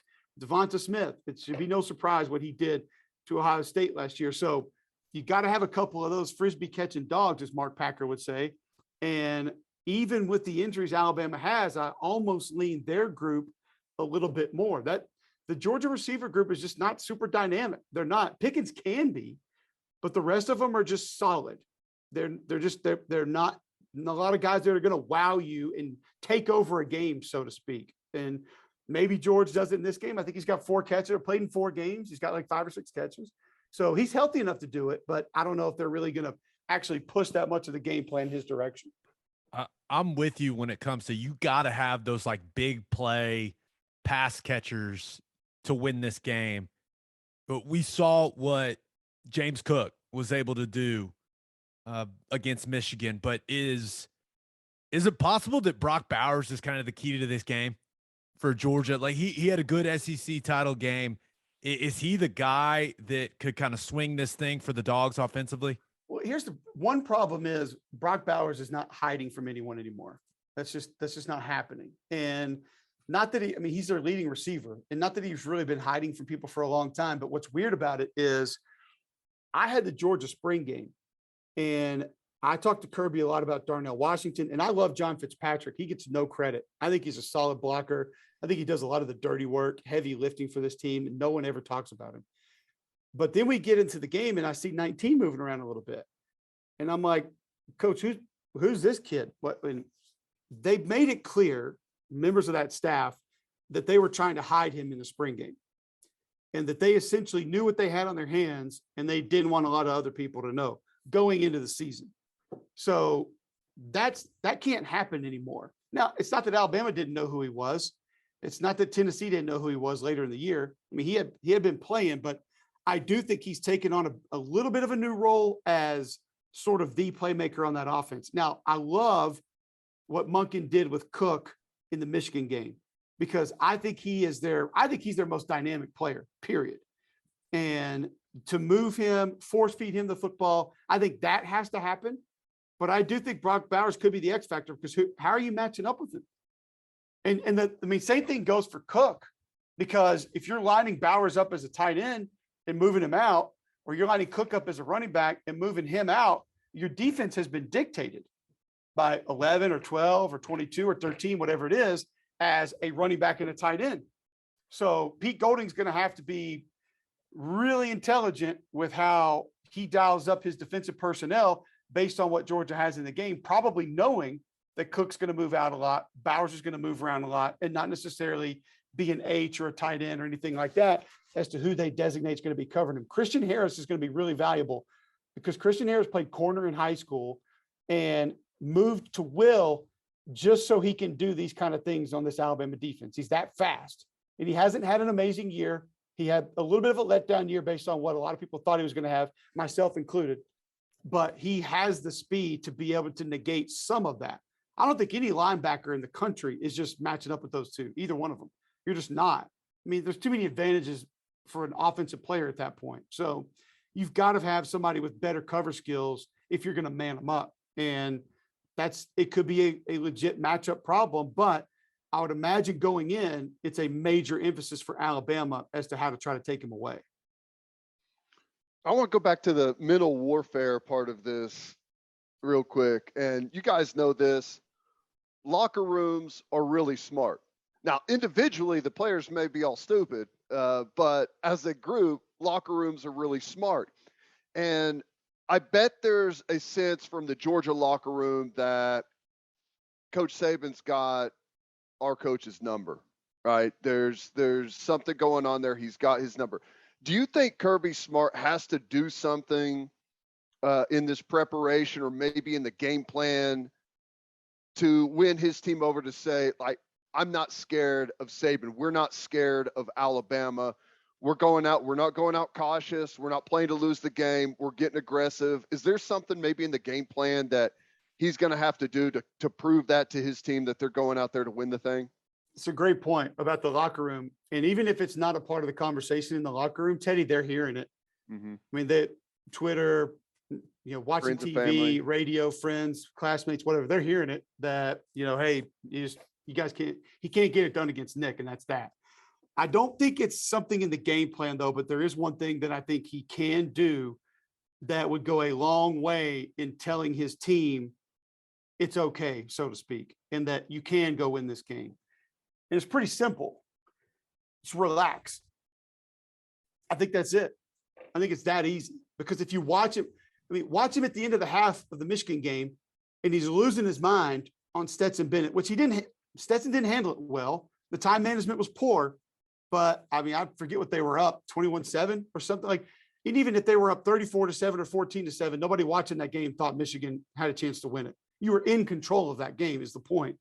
And he's losing his mind. He's yelling, he's pointing his finger. And in the interview, he's like, Stetson blew it, this and that. He's got to relax. And I think if he can sort of calm down, I know the intense part is somewhat a part of who he is and getting the guys pumped up and ready to play. But I also think that there is a tightness that begins to show up there.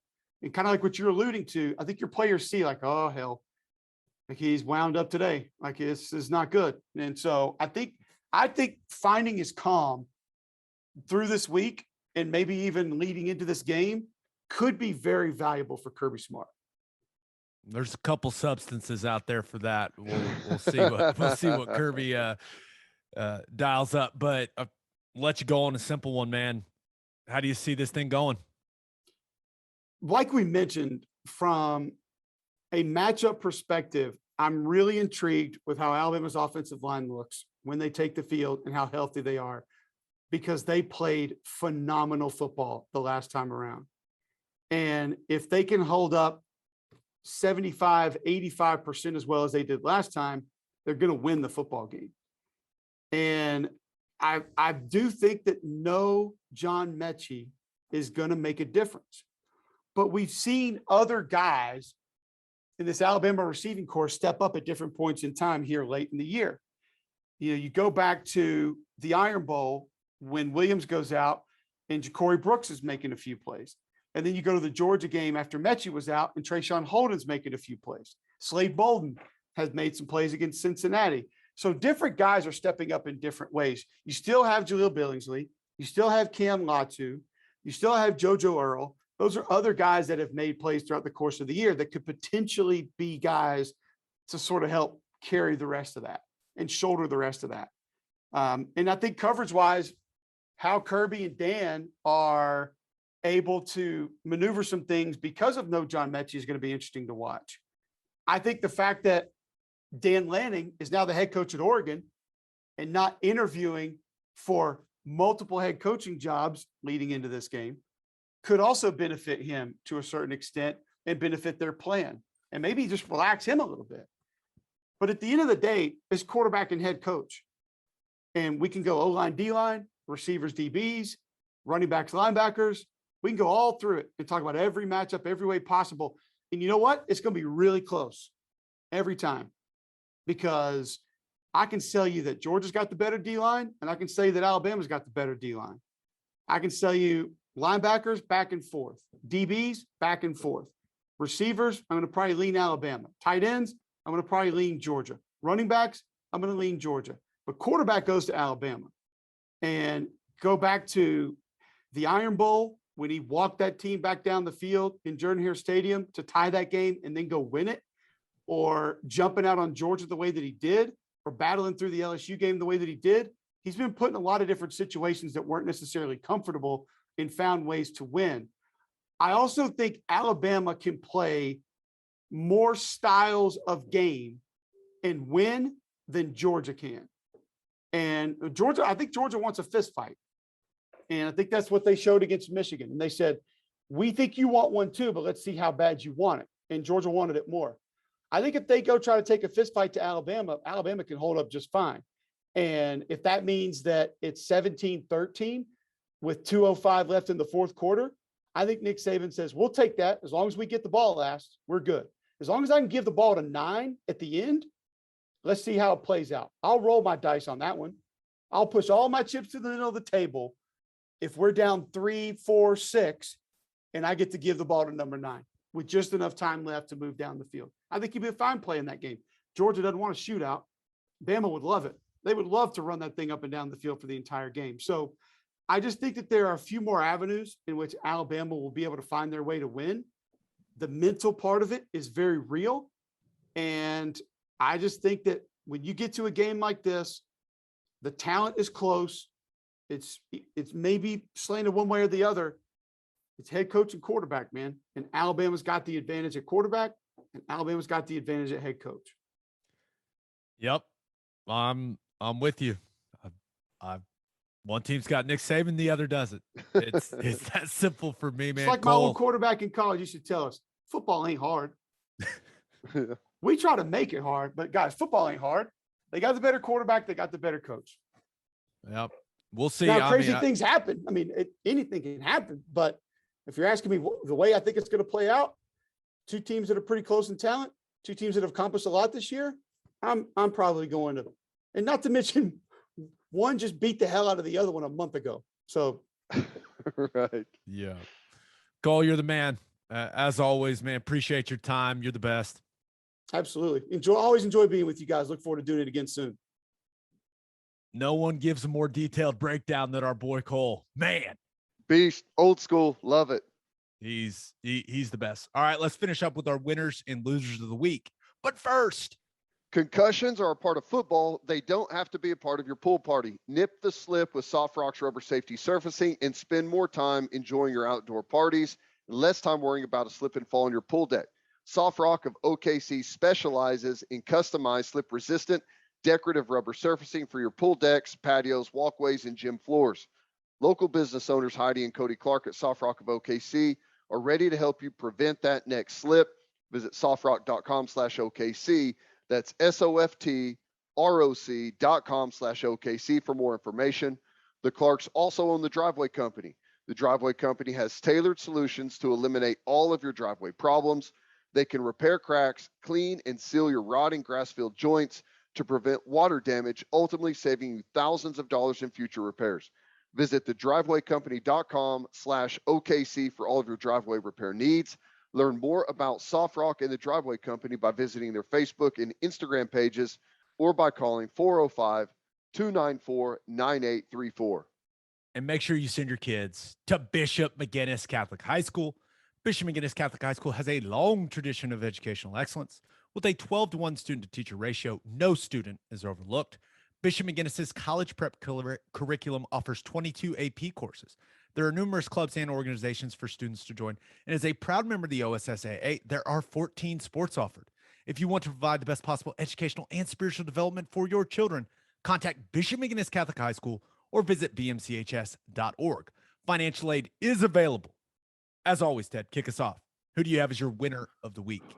Well, didn't necessarily win the football game, but Brad Davis, hot sauce, former offensive lineman at the University of Oklahoma, former teammate, got to be the interim head coach at LSU, was really happy for him. I thought considering the roster that they had, thought he did a really good job. He is a rock star on the offensive line coaching world. He's had a really nice run up. He's been to a lot of good places, Arkansas, LSU. I think he's got some really good things in store. Last night was not great.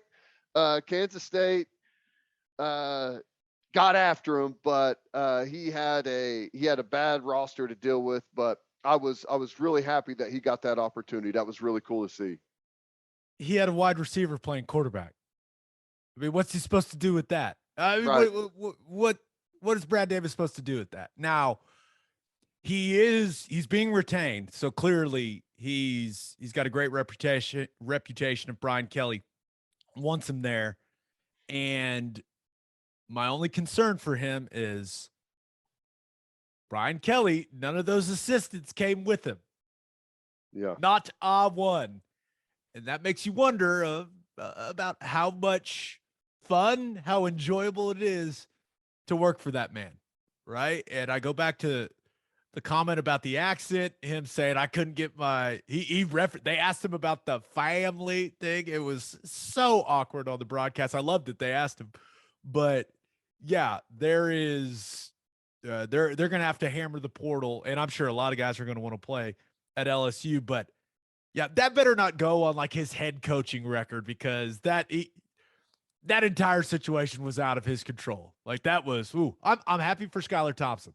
It was cool to see him go out that way after kind of all the injuries in his K-State career. But God, I can't believe I watched as much of that football game as I did. Oh, I did too. So gross. I watched most of it.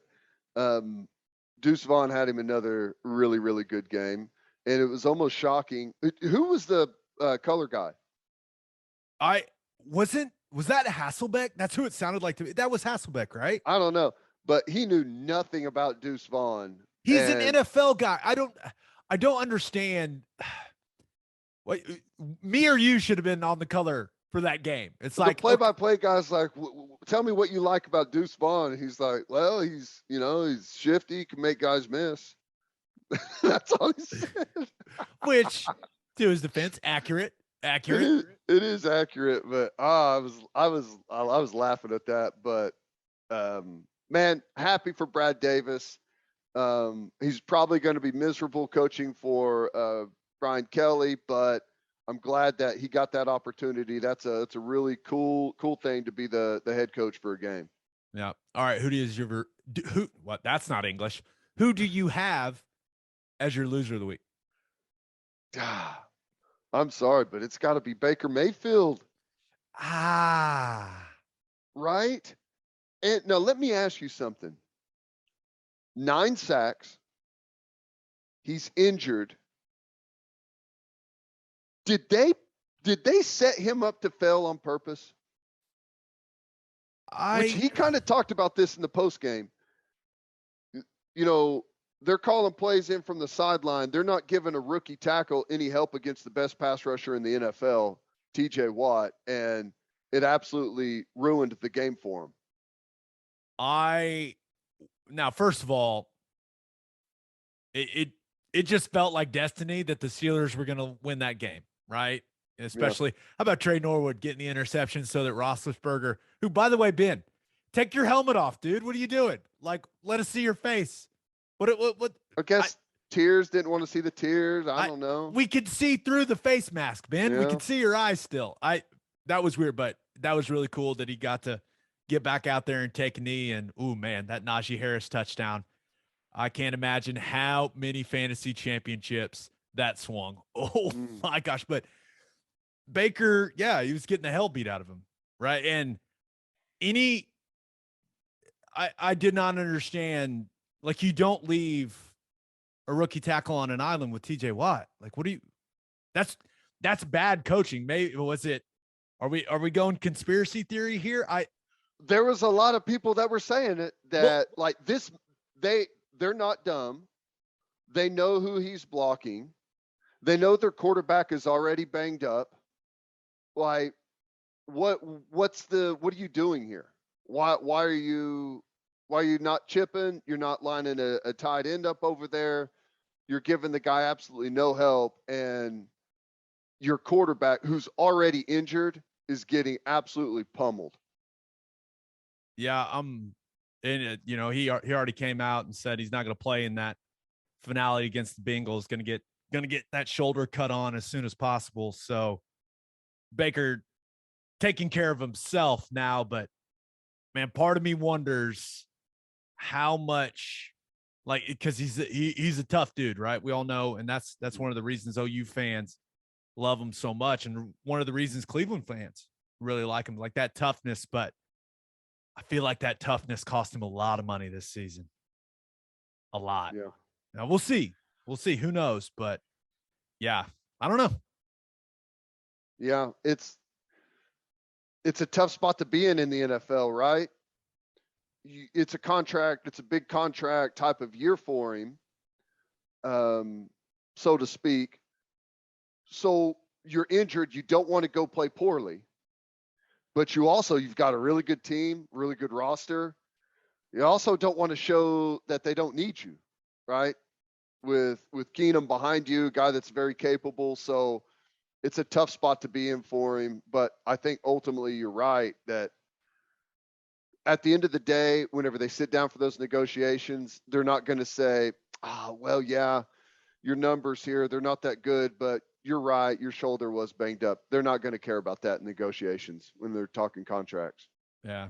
Results driven business. I'm sure he Yep. earned a lot of respect in that building from his teammates and from the personnel department, but it's about wins and losses. It's about production. And that they were the most disappointing team in the NFL this year. And he didn't play particularly well. So we'll see. But yeah, Isn't it man. crazy how quickly like a fan base goes from being like wanting one win to being delusional and thinking they're going to win the Super Bowl and just pissed off that they don't? I was on It's a like 1-15 3 years. Cleveland Browns team. Ted, 1-15. Nuts. Yeah. Expectations change. Now they do have a good roster. It's beat up all year. And I don't think anyone was more beat up than Baker that was playing on a consistent basis. But yeah, we'll see. I mean, we're all rooting for 6, but it'll be interesting to see what kind of contract he ends up landing. All right. If you are a whiskey or bourbon drinker, stop what you're doing, head to your favorite liquor store and buy some Balcones products. You got to grab some of Balcones lineage single malt whiskey. It was just voted one of the top 20 whiskeys in the world by Whiskey Advocate, and you'll be shocked by how affordable it is. Also, you got to snag some of Balcones baby blue corn whiskey. It's made from blue corn. That's the fancy corn. And that is why it has won more than 25 awards. Last but certainly not least, you got to buy some of Balcones pot still bourbon. Its big flavors make it perfect to drink year round. In 2012, Balcones single malt won the Best in Glass competition, beating brands like Johnny Walker and Macallan, and became the first American distillery to win the competition. This stuff is the real deal, people. If you love great whiskey and bourbon at a great price, then Balcones products are the only way to go. The whiskey may be made in Texas, but the owners are from Oklahoma. To find a liquor store that has it, visit balconesdistilling.com and make sure you bank at First Fidelity Bank. First Fidelity Bank is a full-service financial institution based in Oklahoma with tailored solutions for all your personal and business needs. Checking accounts, saving accounts, home loans, and much more. They do it all. Whether it's online banking from your computer or mobile banking from your phone, everything is stress-free with FFB. Making mobile deposits, paying bills online, and moving money to different accounts could not be easier. First Fidelity Bank also provides free ATMs worldwide, making banking convenient wherever you are. They also give back to the community. FFB donates a total of more than $500,000 to local charities and educational foundations. Make your life easier and go bank at First Fidelity Bank. Visit ffb.com for more information.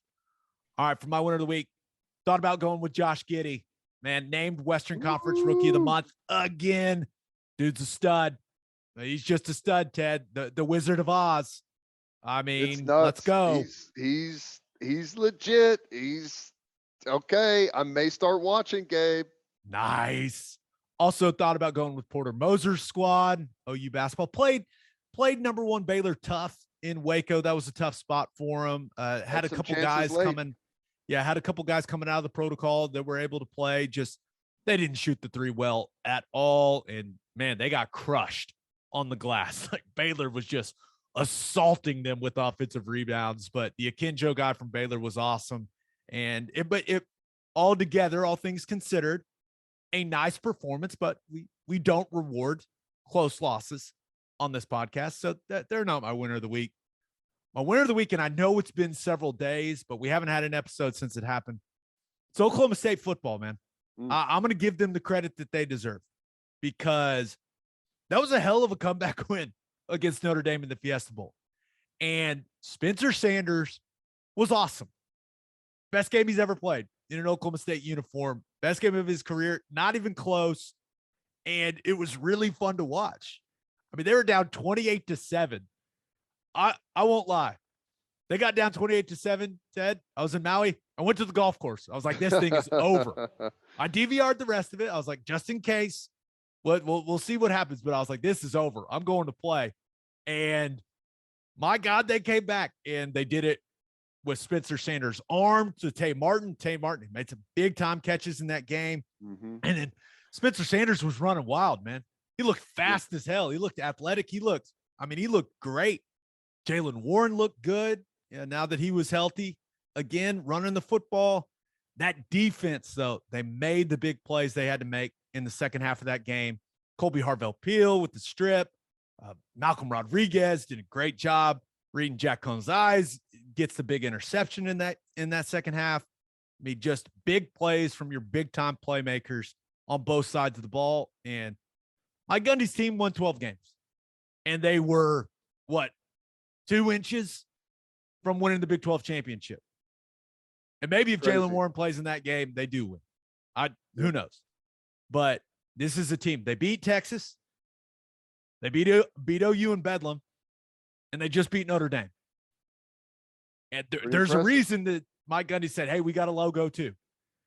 That's pretty impressive, man. And that is a hell of a season for Oklahoma State football.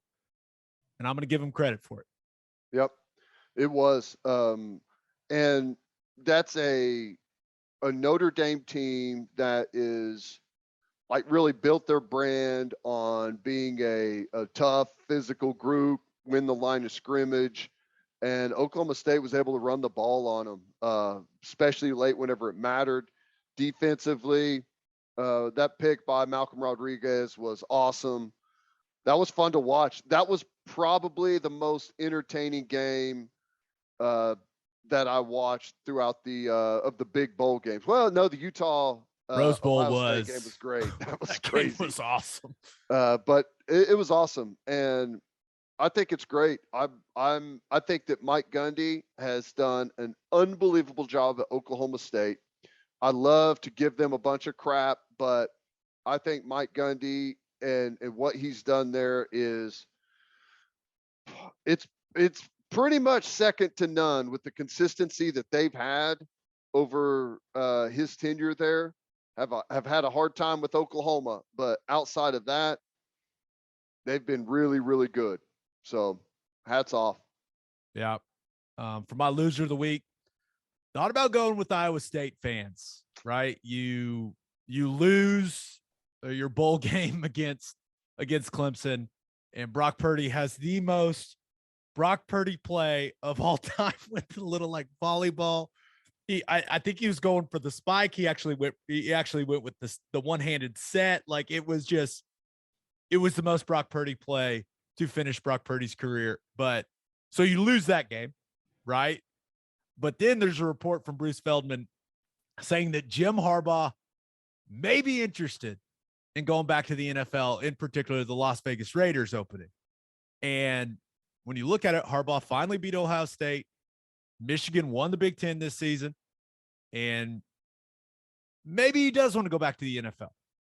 And if he does, you have to assume that Matt Campbell has to be near the top of the list, if not at the very top of the list for Michigan. Now, Luke Fickell probably up there as well with what he's done at Cincinnati. But after the way that bowl game finished, and then you see Harbaugh possibly leaving Michigan, as an Iowa State fan, you got to be like, this is just not a fan of this week. Not great. The whole year, right? You started off like most disappointing team in the country. Going into the season with all of those super seniors coming back and all the talent, and boy, it was just disappointment after disappointment. Lose the bowl game. And if you're Matt Campbell, this may be just the opportunity that you're looking for, because, man, I don't know how Iowa State bounces back with all the guys that they're going to lose. I'm sure they've done a good job developing. That's how they got to the position they're in now. But, man, they've got so much seniority on that team, production and experience. It's all going to be leaving at one time. And, the other side is Harbaugh, though. They just got spanked in the playoff. They finally made it. Is he saying that, like, this is our peak? Like, this is the best I can do here? Absolutely. Yeah. Yeah. No, I wouldn't blame him, because that game was not close. They got throttled. So, but my loser of the week, AFC defenders, because Derrick Henry is back practicing with the Tennessee Titans. And now they have 3 weeks to add him back to the roster officially. We'll see how the timing works out with that, but broke his foot in week 8. So he's missed 8 games, and he is still somehow the 6th leading rusher in the National Football League. When you think about it, like, it's just insane. But Mike Vrabel has done a hell of a job in Tennessee this season. Definitely should be in running for Coach of the Year. And the Titans have the opportunity to lock up the number 1 seed in the AFC and that bye that comes with it, with a win over the Texans this weekend. I assume that that's not going to be an issue. And I can't imagine we see Derrick Henry in that game. I assume it will be a lot of Deontay Foreman carrying the load for the Titans in that one. But we talk about the Chiefs, the Patriots, the Bills, the Bengals, even a lot. But it's the Tennessee Titans that are going to have home field advantage in the playoffs in the AFC. And they did a lot of that without having their best player for half the season. And I don't think they're going to come out of the AFC, but still, man, they've done some really good stuff. That roster, they deserve some credit, that coaching staff, that front office. But Derrick Henry is coming back, and it's going to be cold in the playoffs. If you're an AFC defender and you end up playing the Titans, you're like, oh my gosh, a fresh Derrick Henry in cold weather. It sounds like a defender's nightmare. It sounds so terrible. Yeah. And, if they can get a couple of wins right about the time he's reaching back into peak form, they're going to be closing in on like the AFC Championship and Super Bowl. So that's huge. If he's back and healthy and the full-on Derrick Henry, that's an advantage that no one else is going to have. It'll be great watching the Patriots beat them in Nashville in the AFC Championship game. That is very possible. Very possible. And on that note, episode 178 in the books. We'll have a new podcast that'll drop Monday morning.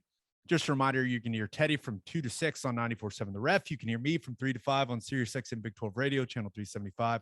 Hope you all have a great week and a great weekend. Until next time, we appreciate y'all for listening, and do what you always do, Oklahoma. Take care of each other.